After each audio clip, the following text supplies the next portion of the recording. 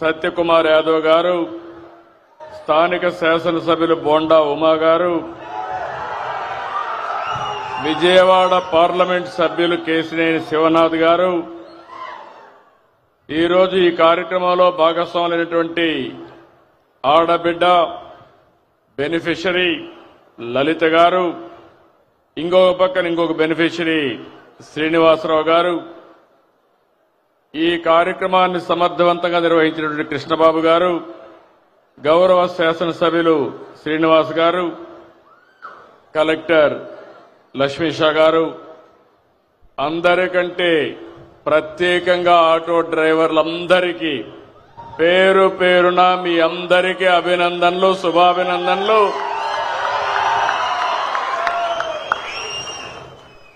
OG cinema చూశారు, దసరా పండుగ చేసుకున్నారు, విజయవాడ ఫెస్టివల్ చాలా బ్రహ్మాండంగా జరిగింది, విజయవాడ కొత్త కళ వచ్చింది. ఈరోజు మనం అందరం కూడా ఆటో డ్రైవర్ల పండుగ రోజులో ఈరోజు ఉన్నాం. నిన్ననే ఆయుధాల పూజల్లో వాహన పూజ చేశారు, ఆటో పూజ చేశారు. అవునా కాదా అని అడుగుతున్నా. చేశామంటే చేతుల పైకెత్తండి. ఇప్పుడు మీ అందరూ ఒకసారి సెల్ ఫోన్లు చూసుకోండి. ఆటో డ్రైవర్లు డబ్బులు వచ్చిందా లేదా? ఇది నిజమైన పండుగ. గట్టిగా చప్పట్లు కూడా చెప్పండి. ఒక్క నిమిషంలో మీ అకౌంట్లో డబ్బులు వచ్చింది, మీ ఫోన్లో చెక్ చేసుకున్నారు, బ్యాంకుకు పోయే పని లేదు, కన్ఫర్మేషన్ కూడా వచ్చేసింది. అవునా కాదా అని అడుగుతున్నా. అది ఈ ప్రభుత్వం యొక్క ప్రత్యేకత, అదే ప్రభుత్వం యొక్క పని తీరని మరొక్కసారి మీ అందరికీ విజ్ఞప్తి చేస్తున్నా. ఏం తమ్ముళ్ళు 15,000 కరెక్ట్ గా వచ్చిందా? లంచాలు లేవు కదా, ₹1 ఖర్చు లేదు కదా, తిరిగే పని లేదు కదా. అదే టెక్నాలజీ. నేను ఆ రోజు ఊహించింది, ఈ రోజు మా ఆటో అన్నలు కూడా నేరుగా ఏ పని కావాలన్నా సెల్ ఫోన్ ద్వారానే చేసుకుంటున్నారు. అన్ని కూడా పేమెంట్లన్నీ సెల్ ఫోన్ ద్వారానే పే చేస్తున్నారు. ఇది ఒక వినూత్నమైన అనుభవం. ఏం తమ్ముళ్ళు ఇలాంటి పండుగ? I'm very happy. మీ ఫోన్లో వచ్చేసింది. గుడ్.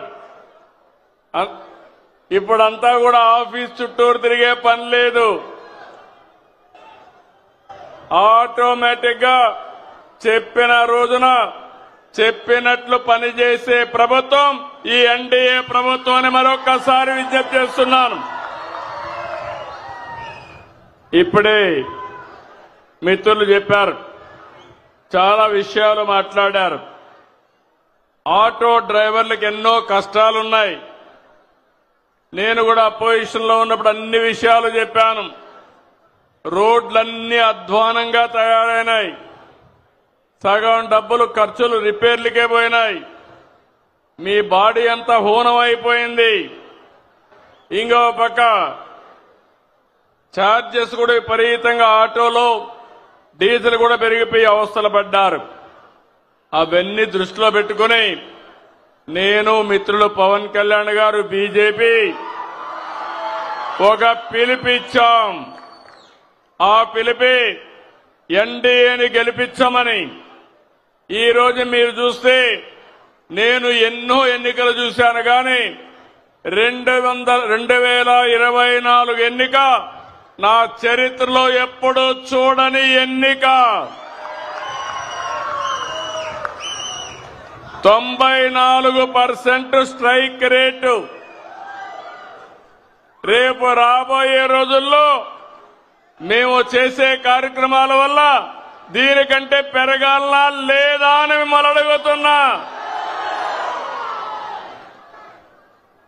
16 నెలలకు ముందు చూస్తే అగమ్య గోచరం వ్యవస్థలన్నీ నిర్వీర్యం, ఆగిపోయిన అభివృద్ధి. అలాంటి పరిస్థితుల నుంచి 4వ సారి ముఖ్యమంత్రి అయ్యాను కానీ నాకే అర్థం కాలేదు. చాలా రోజులు నాకు అర్థం కాకుండా రాత్రింబగుళ్ళు ఆలోచించాను.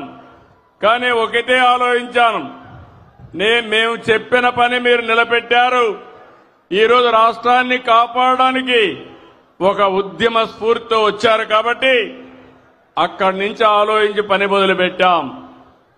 15 నెలలైంది, 16వ నెలకు వచ్చాం.